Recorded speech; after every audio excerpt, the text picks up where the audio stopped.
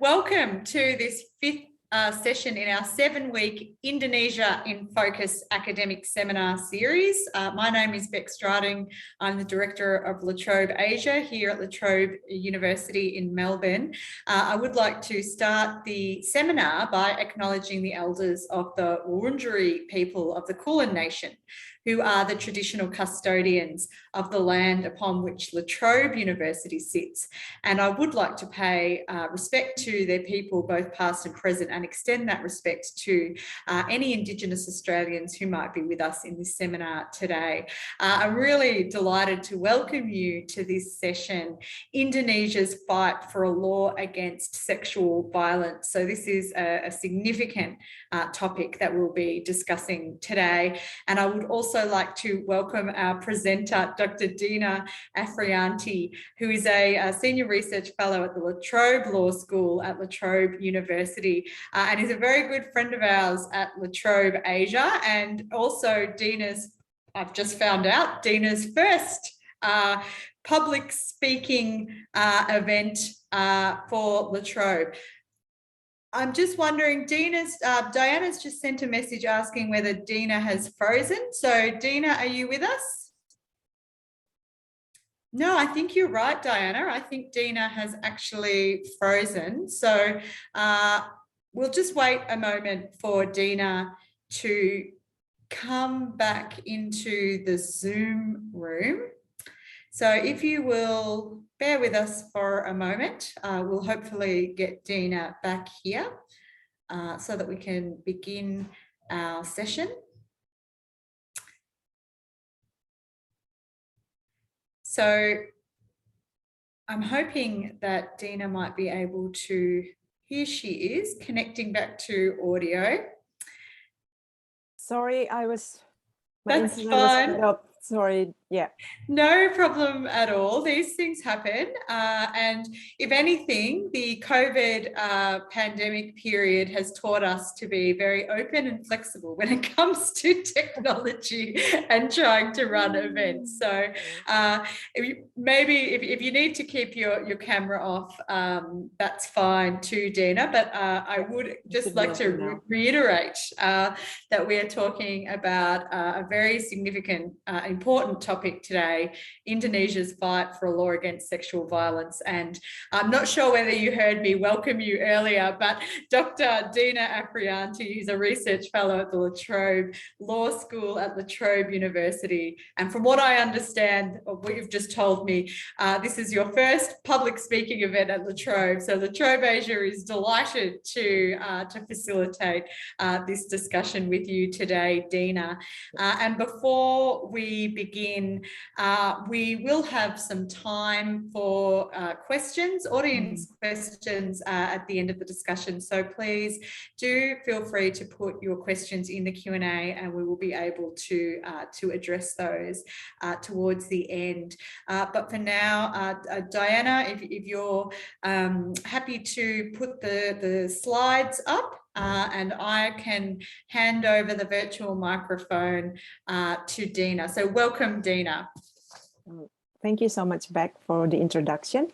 First of all, I would like to acknowledge the Wurundjeri people of the Kulin Nations as the traditional custodians of the land that I am on today, and pay my respects to their elders, past, present, and emerging. Thank you so much again, Beck, and also colleagues from La Trobe Asia, and also congratulations for initiating the Indonesia Focus series. I'm very delighted to share about and talk about my research this afternoon with everyone here. The Indonesian Parliament recently passed the law on sexual violence, or Undang-Undang Tindak Pidana Kekerasan Seksual, and signed on April 12, 2022, and signed by President Jokowi on 9 May 2022. The news was received with joy. In these slides, you can see this is all some members of the women's organizations, advocates who have been fighting for over a decade for Indonesian Parliament to pass the anti-sexual violence bill. It ended almost a decade of advocacy by women and gender activists in many cities across Indonesia. It is an achievement for the women's rights movement, and for some who have worried about the declining democracy, it gives a little bit of a fresh air.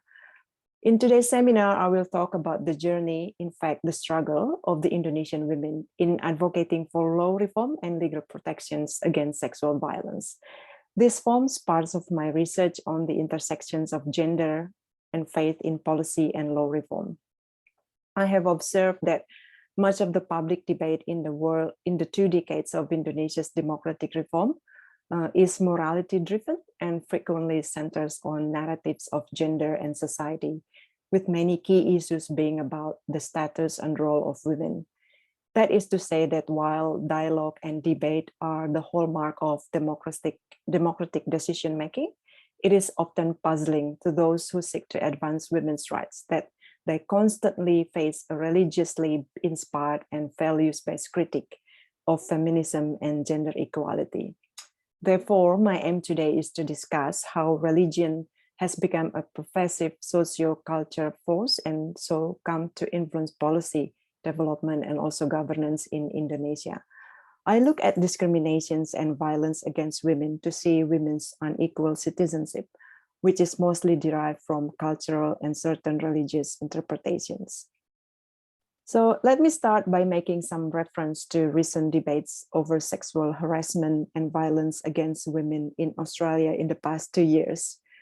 Media and political discussions have been consumed for some time with the subject due to several high-profile campaigns by survivors. These have included one allegation of a sexual assault inside the federal parliament building itself. I came to the 2021 March for Women with some colleagues from the law school. When standing in the crowd and listening to the orations, I remember thinking, this is here in Australia.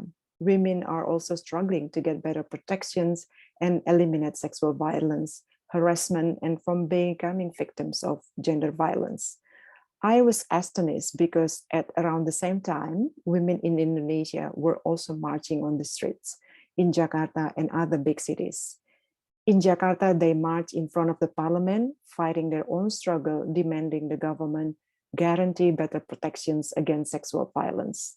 They called for lawmakers to pass the anti-sexual violence bill. Both struggles have the same objectives: to bring an end to discriminations against women and violence against women. But what I notice is that the 2 fights are taking noticeably different paths. I won't conduct a critique of the Australian debate, but the public policy debate surrounding the advancement of women's rights and in particular deliberation of the eliminations of sexual violence bill in the past 10 years in Indonesia has been framed in terms of religious doctrine and state ideology. Certain conceptions of rights and gender equality propagated by gender activists, human rights activists, civil society organizations are being cast as merely a Western construct and therefore not worthy of respect, must not define public policy making.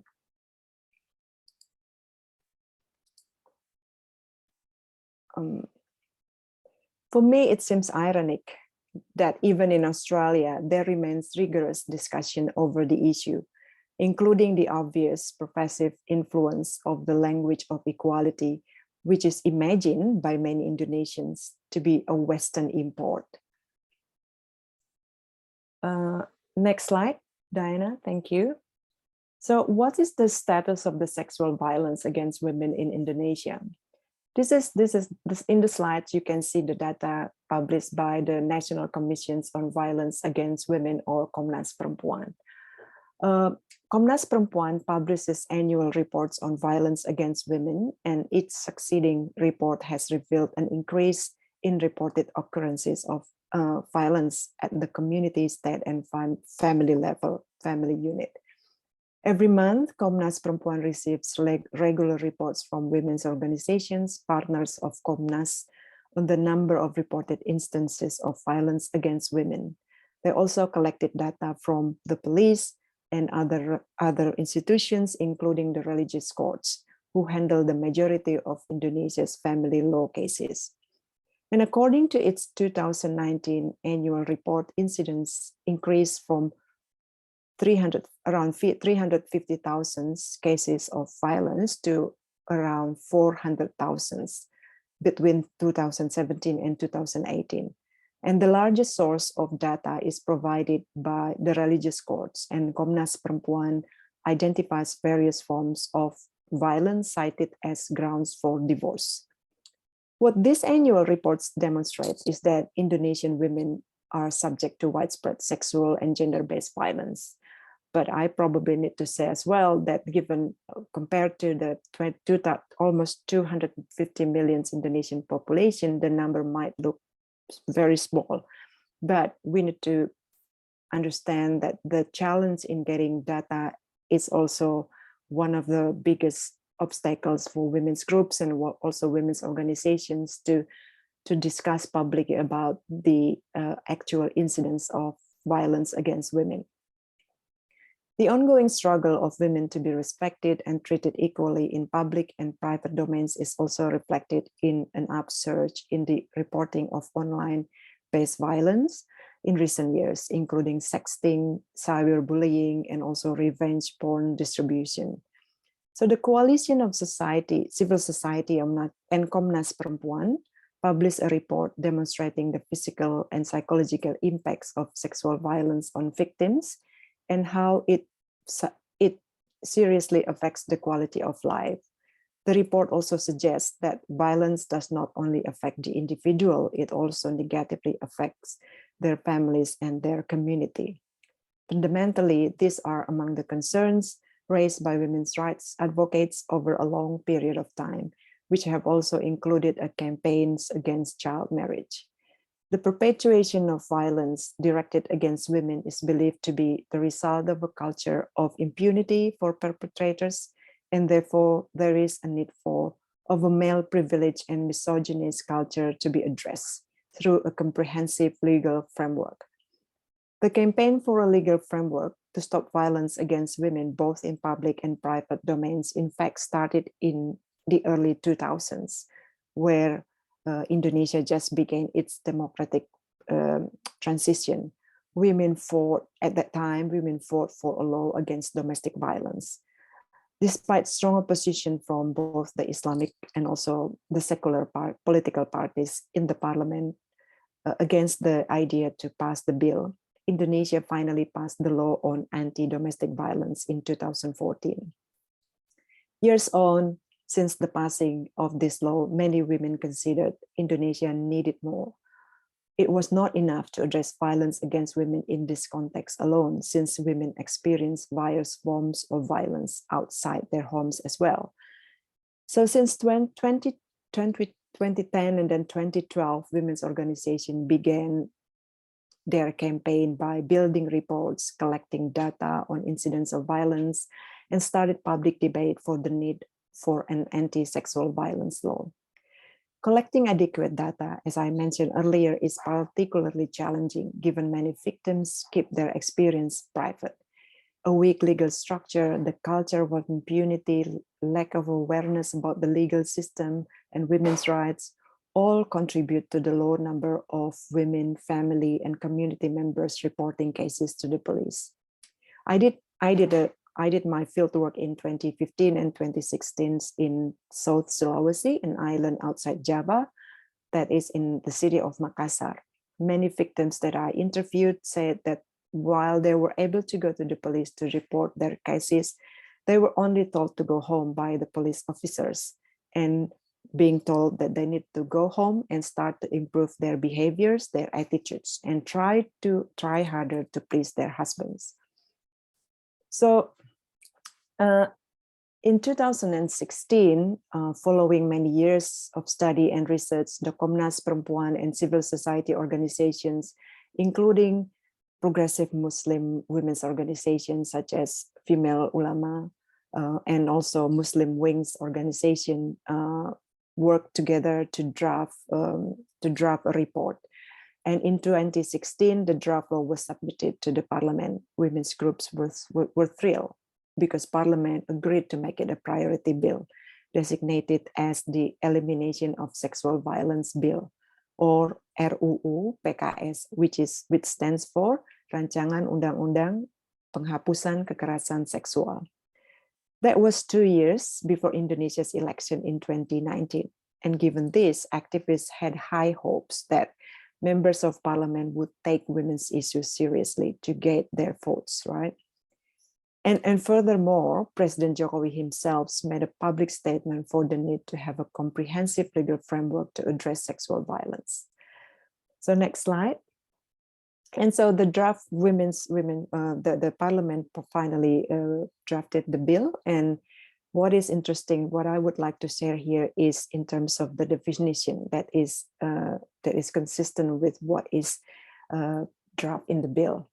So as you can see, I'll read you can also read it. So the draft bill on RUU PKS defines sexual violence as any form of action that denigrates, insults, attacks, and or other form of action against a person's body, sexual desire, and reproductive function by force against the will of the persons, which causes anyone not being able to give their consent. So they use the word consent, which is persetujuan in Bahasa Indonesia, to give their consent freely because of unequal relations and or unequal gender relations. So they also use the word gender in there, which leads to or can result in suffering or pain, either physically, psychologically, sexually, and cause severe loss economically, socially, culturally, and politically. So next slide.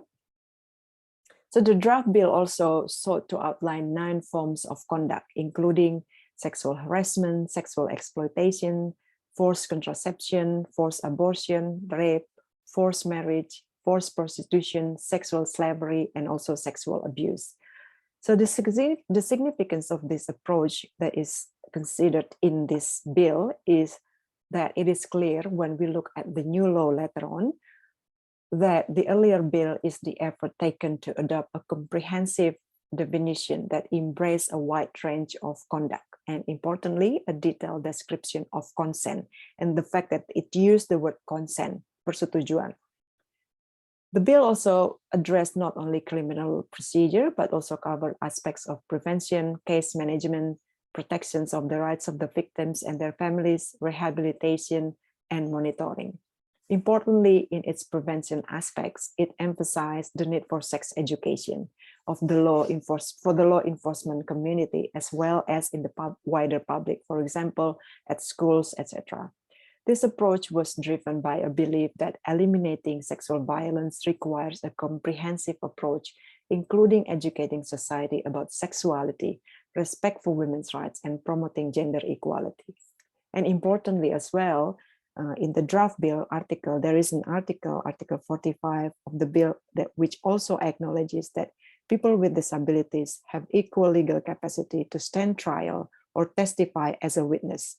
It also requires legal institutions, including courts, to address the needs of people with disabilities when they are engaged in the legal process, which actually the first time ever in Indonesian legal framework to address the needs and the accommodations of women with disabilities. And in terms of sexual violence, there have been victims of sexual violence. So the parliament then held public hearings regularly to respond to the bill throughout the 2018 and 2019 legislative term. Religious organizations, professionals, community organizations were all getting their opportunity to discuss the bill with the members of parliament. Simultaneously, public debate exploded, particularly on social media. So who opposed the bill? Next slide, please. Yeah. Opposition to the draft bill came not only from conservative Muslim men, but also from Islamist women's groups.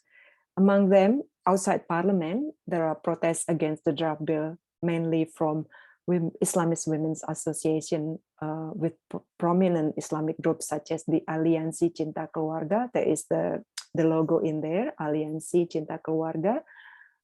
Inside parliament, dissenting voices came largely from male politicians because women's representation during that period was quite low, with only 17.8% women elected in parliament. However, female representatives also made their conservative views known. So in the parliamentary commission tasked to prepare the bill, only 2 female members of parliament actively supported the process. They represented the nationalist and secular political parties, that is the Indonesian Democratic Parties of Struggles, or PDIP, which is the winning party in the Indonesian parliament, and also the Gerindra party. So why do they oppose the bill? Next slide. Yeah. So this is interesting because the first thing that they oppose is the term that they use in the name of the bill. The terms kekerasan seksual or sexual violence. Kekerasan is violence in the title of the legislation, and how sexual violence was defined, the one I read before, were intensely contested. This was central to the debate between the 2 opposing groups. So opponents of the draft bill proposed that the term sexual violence must not be used as the title of the legislation and must be changed with the word sexual crime or kejahatan seksual, jahat crime. So one argument against the word kekerasan, violence, was that in Bahasa Indonesia, keras or hard implies literal translation of keras is hard, implies something more subjective. Using the word may lead to criminalizing any acts one considers as kekerasan, such as when a husband speaks loudly to their wives, or if he holds his wife's hands tightly, keras, because they can be perceived by women as a violent act, right? So as argued by the Islamist women's groups who oppose the bill, the use of the formal, and then also using the formal dictionary definition of the word violence, keras, implies it is an act that involves force, right? So by extension, their argument runs that using this title would mean that anything consensual and not force would be explicitly permissible. You will be forgiven for struggling to understand the logic of this argument. It is one of the clearest examples to me of efforts taken by religious conservatives to take every opportunity to carefully manage social behavior so as to minimize erosion of faith based on conceptions of individual roles. In matter of gender and sexual relation, consent is, in this worldview, inherently bad and wrong. So alternatively, the term kejahatan or crime, which comes from the word jahat or evil or harmful, indicates an action that is clearly indicative of criminal act. Due to the association with evil, the alternative title more easily supports interpretation of the law consistent with religious thinking. Further, despite the objections to the sense of the use of force noted above, the counter-arguments around this fundamental terminology reveal a willingness to promote potentially unequal relations within the family unit. So indeed, protections of the family as the fundamental unit of society was also cited as a specific and critical objection of those who opposed the bill. So opponents of the draft bill also identified 4 problems in the definitions of sexual violence that, as I read before, they include hasrat seksual or sexual desire, the provisions of secara paksa or being forced, the provisions on the idea of consent, and the provisions of berakibat penderitaan dan kesengsaraan secara fisik, or the action resulting in suffering or pain. So why? Because they think the 4 mentions reflect the concerns that the draft bill will first not criminalize consensual sex, both between heterosexual and same-sex couples, so long as the action is not against the sexual desire of any party involved. Secondly, the notion of sexual desire is also perceived to exempt those who express their desires freely from any legal consequences, as the action is done consensually and that no party is being forced, right? These were all considered as a violation of Islamic teachings, because its sexual desire must not be directed to a person that is their legal partner only and of the opposite sex. So the ability to give consent means that a woman freely engaging in any sexual, a woman or a person freely engaging in any sexual activity involving consent, such as sexual relations outside marriage, abortion, or even prostitution, would not be subject of the law. That is, according to the opponents, a liberal interpretation of consent that would encourage or promote behavior considered un-Islamic and also un-Indonesian. So therefore, it was argued that, and following that, it was also argued that the concept of berakibat penderitaan or resulting in suffering may lead to different interpretations.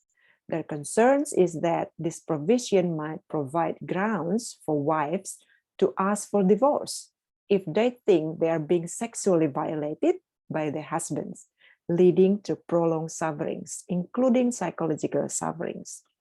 The opponents perceive that this provision potentially will empower women, wives, and therefore affect the way they carry out their roles in the marital context, especially in terms of sexual relations.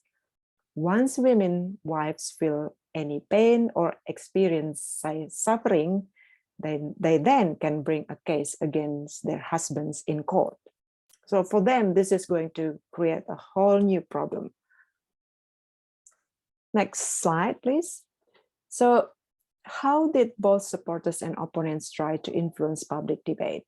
Both advocates and opponents of the bill launched public campaigns to influence public discourse, with each group identifying their viewpoints using hashtags such as sahkan RUU PKS or accept the bill or pass the bill for supporters, and also hashtag tolak RUU PKS or hashtag oppose the bill, right? So oppositions against the bill sparked a new populist movement by conservative Muslim women's groups, culminating in 2019, a few months before the April 2019 election, with a declaration that there is no place for feminisms and feminists in Indonesia.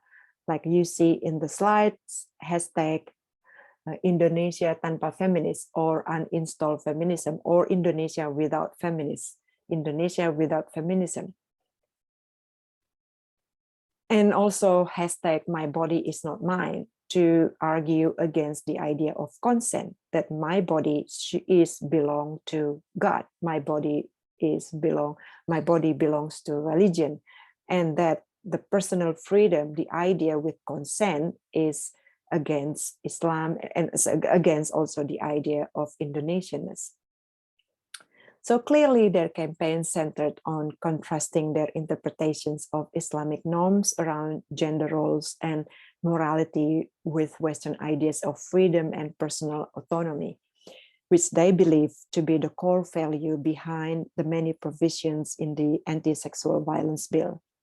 According to those who opposed the bill, it was inspired by Western values, that is feminism and gender equality, and for the fact that in the definition of the sexual violence in the bill, they used the word gender, which emphasized the Western ideology and which shows and demonstrate that it has been influenced by Western ideas, and because gender is a Western thing.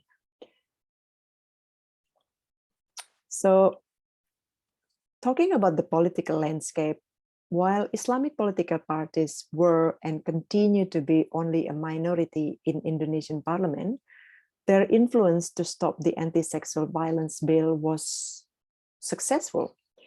Until 2019 election, the parliament was not able to pass the bill into the law. Outside parliament, conservative groups continued to influence public debate. The 2019 election gave some electoral dividends for women, so there was hope following the result of the 2019 election that the number of representatives in parliament increased from 17% to 20%. In fact, it was the highest ever. Interestingly, though, the party who fiercely fought to stop the bill, the Prosperous Justice Party, or the PKS, got 4 female MPs, an increase from only 1 in the previous term. So this direct intersection of politics and gender representation, to me, demonstrates acutely the challenge raised by this topic of power, religion, and gender equity.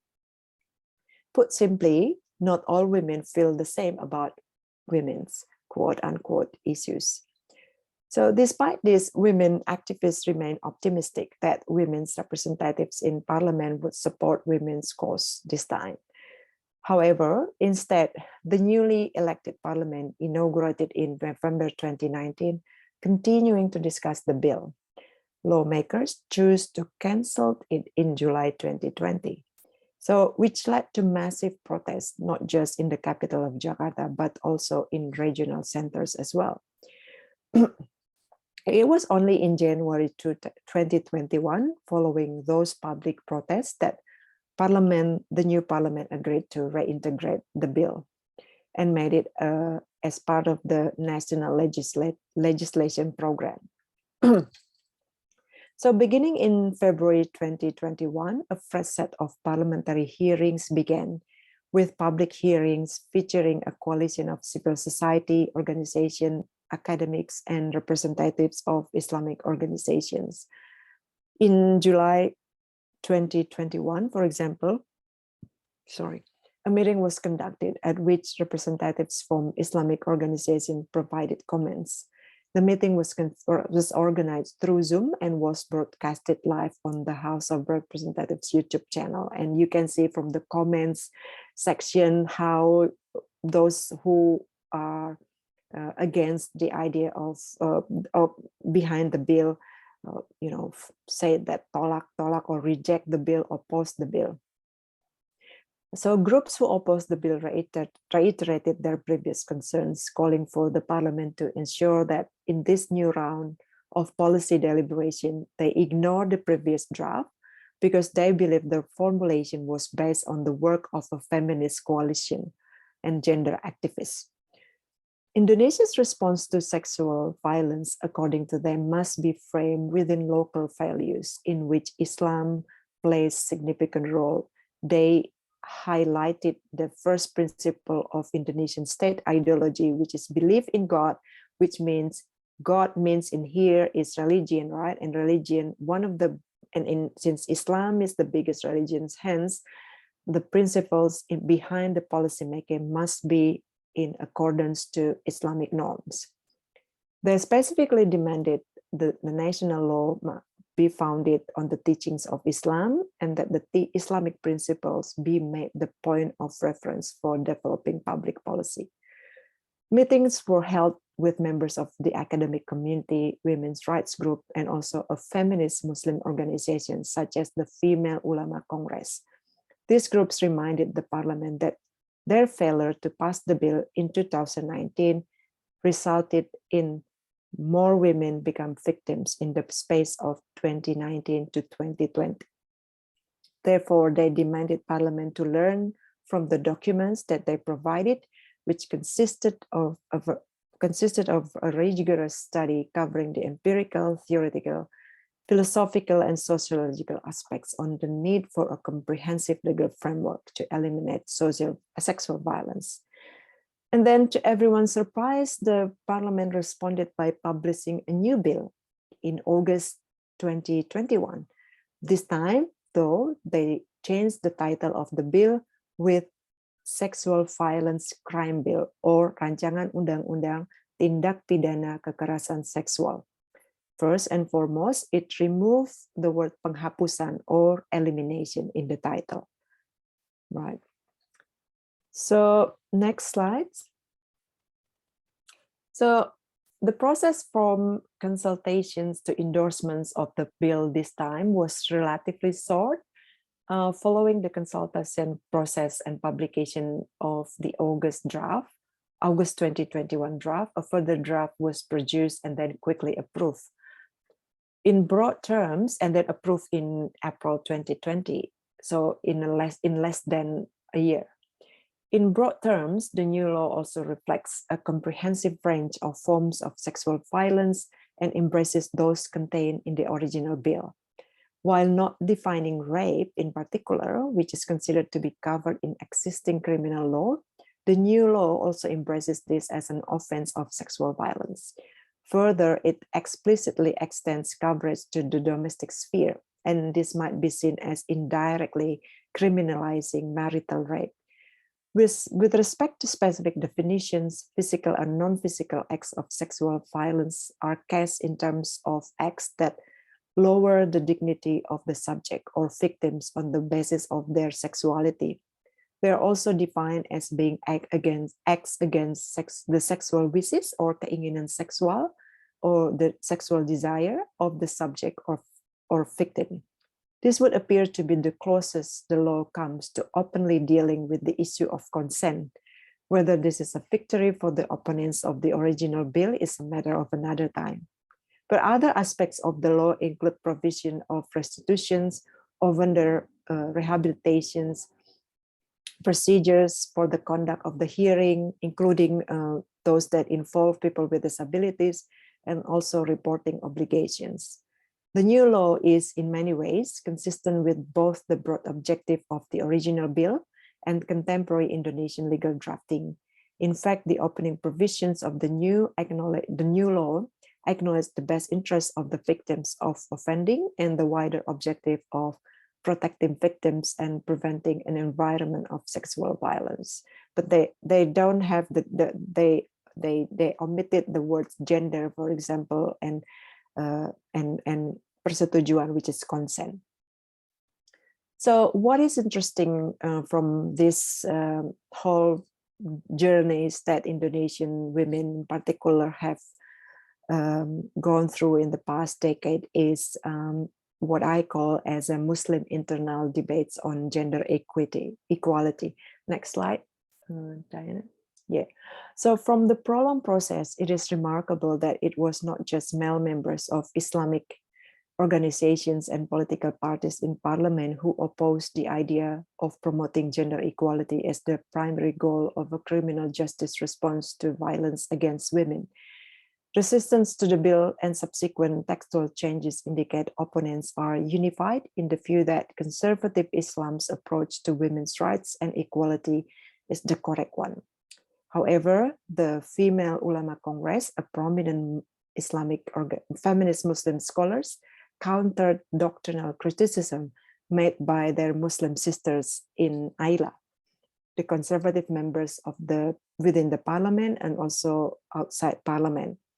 According to the Congress of Female Ulama, the concept of a new legal framework aimed at eradicating sexual violence is consistent with Islamic doctrine, which mandates that the state protect every human being from abuse and from violent behavior, and to promote justice. The Female Ulama Congress also obligated to join Komnas Perempuan and also civil society organizations in the struggle to stop sexual violence. It aggressively engaged in public discourse, utilizing Islamic doctrines and ideas to contradict the narrative advanced by the conservative groups. In 2020, in fact, the Congress of Ulama published a pocket book and ran social media campaigns to educate the Muslim community on what Islam teaches about the need to protect each individual's safety and how Islam condemns violent acts. It emphasized the fact that in Islam, all relationships should be based on respect and including in connection to sexual relations. It also emphasized that Islam teaches that everyone is equal.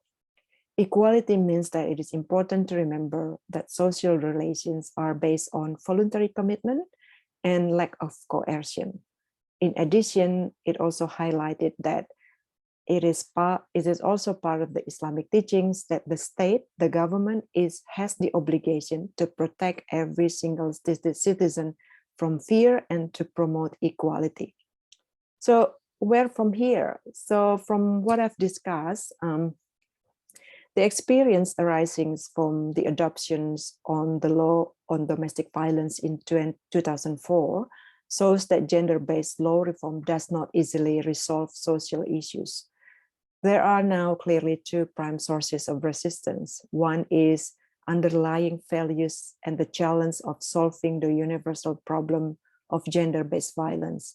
The other is the value-based public discourse advanced by socially and religiously conservative voices, which makes the main challenge all more difficult. The willingness of government to fully implement the law also has the potential to be compromised by the relative weakness of institutional capacity.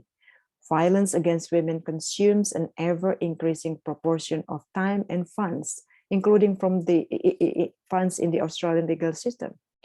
And also the data shows that the justice system in Indonesia struggled to respond to the previous legal framework. Therefore, while this is a critical win for gender policy, the struggle for equality will continue. And that brings end to my presentations. Thank you so much, Dina. That was such a fascinating presentation and quite kind of troubling in a lot of ways. Would be great if we can get some questions from our audience, but I wanted to start by actually where you just ended. So what's your feeling about the key, I mean, you mentioned issues around implementing the legislation. So what do you see as being the key issues around or barriers to effective implementation moving forward? And how might advocates for reform against sexual violence in Indonesia be able to counter the strategies of opposition? I mean, that was really what I found very interesting in your presentation, how you outlined the different strategies that were used by those who are opposed to the bill, particularly the language issue around the definition of violence was quite fascinating. So what are those barriers for implementation, and then what are the kind of strategies that supporters of the legislation might be able to implement to ensure that the bill is effective?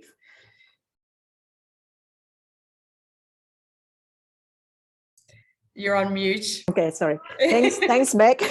Very difficult question to ask. Talking about, like, I don't know, in my research and in my work, including researching disability policy, for example, Indonesians probably have a lot of have comprehensive legal frameworks, and in terms of domestic violence and sexual violence against women, with the new additions of this law, it makes it almost like we have everything. Indonesians sort of like have all the framework that is needed. But learning from what happens with the anti-domestic violence law, even though it was already passed in 2004, but because of the justice system still cannot cope with in the implementations, let alone understanding what the law says, and so that is one of the biggest barriers, I think. And in terms of this new sexual violence law, that will remain the same. The challenge will be how the justice system can increase the capacity of their institutions to respond to reports, for example, and the same thing with other institutions, because for example, in domestic violence and also in this new law, it is very clear what the procedures that women and victims can done, and that will still depend on how those institutions respond to the reports, right? And part of the issues, I guess, also how Indonesians and how institutions, and especially with women's organizations, civil society organization, can work together to continue to change the mindset, right? During the debate in 2019, for example, a number of prominent religious figures, for example, on social media and also on national televisions, arguing that the whole ideas of reporting your husbands who are doing or who act according to women violently may corrupt the institutions of family, right? So I guess, yeah, the barriers, I guess there are a lot of barriers and there will be a lot of challenges, but of course there should be somewhere to start. And I think having this new policy in place will be a very good start. And I understand that women's organization Komnas Perempuan and also Indonesian Ministry of Women's Empowerment are also are very committed to make sure that the implementation of this new law can benefit women. And I think there is one particular difference if we can mention the role of social media. In 2004, when the anti-domestic violence law was passed, Indonesians were not into social media as much as they are now, right?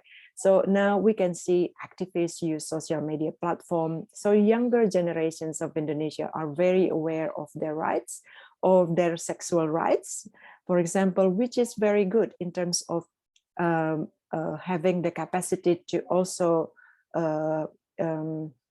counter the arguments that is propagated by the opponents, or for those who are against the idea of having this comprehensive legal framework. They are also using the social media. In fact, they're very active, their Instagram followers, and so they use all platforms. And yeah, so, and I think that has been also responded by women's rights group, by the civil society organization, by increasing their capacity also to respond through the social media platform. So I hope that answers your question. Yeah, absolutely. We have another question. Actually, this question I had in my own mind. I wanted to discuss this with you as well, Dina. How have supporters of the new law responded to the charges of simply disseminating Western influence or Indonesianizing the cause? A bit tricky to say Indonesianizing, but that's a really, I think, a really interesting point about that kind of whether or not those charges around a law being too influenced by Western culture is one that's popular or compelling across Indonesia. Yeah, actually, so it was, that's why it's, I think many activists, including those Indonesians international observers, were quite surprised that the parliament can only take several months, not even a year, since the first draft was launched in August 2021 to finally pass it as a bill. So and that, unlike the previous one, there was not that strong objections or oppositions that we can see on the social media compared to the previous one. But of course, the conservative groups were not happy. They're still not happy with the passing of this new law, because they still can see, even though they changed the wording, they tried to omit by at the very, if you read carefully, what is in the law is actually still the idea of consent, right? And so that is still captured by this by these conservative groups, and they still believe that this is still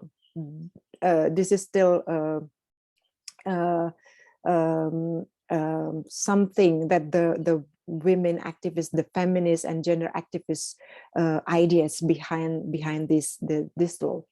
So, but again, I think it's very interesting as well to see that I don't know, but the election will come in 2 years, right? So in 2024, and the current leader of the parliament is, many rumors says that she is interested in running So there's a possibility of that as well, right? In order to gain support from women's groups, which in the past 2 years actually quite decreasing, given that the behavior of the parliament, where they projected to pass the bill in 2019 and not including the draft into the priority bill as soon as they return to the parliament, etc.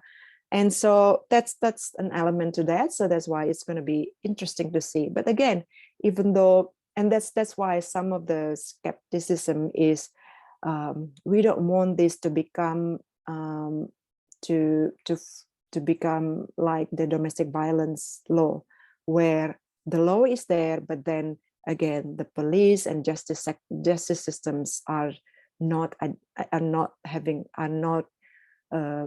providing adequate response to deal with the issue, with the challenge, with the report, with the cases. Well, thank you, Dina. That's all the questions that we have for today's seminar, but I have to say that was a really exceptional presentation. Really glad to have you along for our Indonesia in Focus seminar. And yeah, I'd like to thank you for delivering that presentation, and thank our audience for tuning in today. Our next seminar, next week, seminar 6, will be on welfare to work reform in Indonesia from Dr. Phuc Nguyen. And please follow us on Twitter at Trobe Asia, or join our mailing list to find more details for online events and Trobe Asia publications. But once again, thank you, Dina, for that exceptional survey of the very important research that you've been doing on a very important topic. Thank you. Thank you. Thank you, Beck. Thanks everyone for attending. Thanks.